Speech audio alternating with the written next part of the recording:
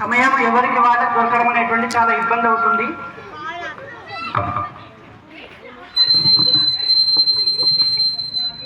సమయం అనేటువంటి దొరకడం చాలా ఇబ్బంది అవుతుంది.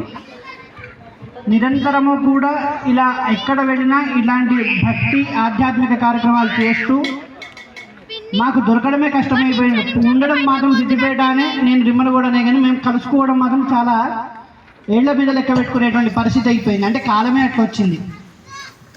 కానీ ఎక్కడికి వెళ్ళినా, ఎక్కడ ఎవరిని, ఎక్కడ ఏ ప్రాంతంలో కార్యక్రమం చేసినా కానీ అందరి యొక్క మనసులు మొత్తం కూడా ఇట్లా కృష్ణుడు కదా ఆకర్షించుకొని అందరినీ కూడా భక్తి దిక్కు మలిపేటువంటి ప్రయత్నం చేస్తుంటాడు మా అన్నగారు. ఎందుకు అంటే మా అందరికీ కూడా మేమేదో గొప్పగా చదువుకున్నామని కాదు, మేమేదో గొప్ప పండితులమని కాదు, అంత కాదు. మా అందరికీ కూడా మా పెద్దల యొక్క ఆశీర్వచనం.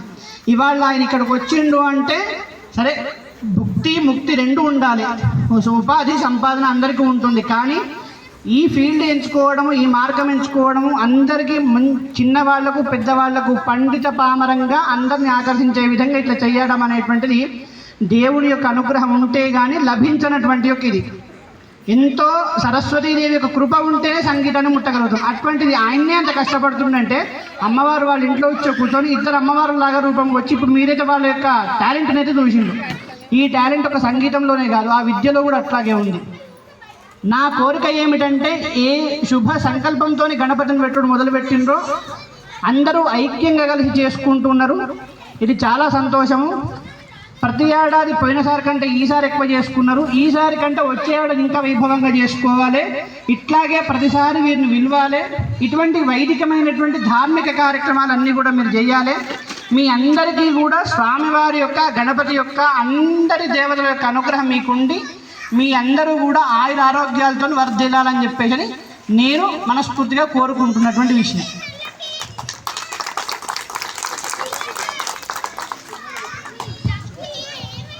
ఈరోజు ఈ కార్యక్రమానికి పూర్తిగా మొత్తం స్పాన్సర్షిప్, వీరికి సన్మాన కార్యక్రమం అంతా కూడా మన వెంకట నరసింహారావు గారు దంపతులు చేసినారు. నల్లరాము, మన్నె ఆదినారాయణ, మీ ముఖ్యస్థులు ఎవరెవరు ఉన్నారో ఇంకా వాళ్ళందరూ కూడా కమ్మ సంఘం తరఫున అందరూ కూడా కలిసి ఈ కార్యక్రమం నిర్వహించుకోవడం చాలా ఆనందం. ఇది నా కోరిక ఏమిటంటే, ఒక మంచి పని మొదలు పెడితే వెనుక గుంజేటువంటి వాళ్ళు చాలా ఉంటారు. మంచో చెడ్డో కష్టపడి దేవుడు మనకి ఇచ్చిన దగ్గరికి మీరు ఒక కార్యక్రమాన్ని మొదలు పెట్టుకున్నారు.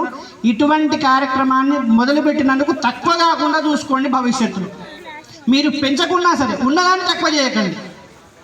ఇంకొక గొప్పనైనటువంటి, అంటే మేము చెప్తున్న పంతులు ఇట్లా చెప్తున్నాడు అని చెప్పి మీరు అనుకోకుండా ఇంకొక మాట చెప్తున్నా.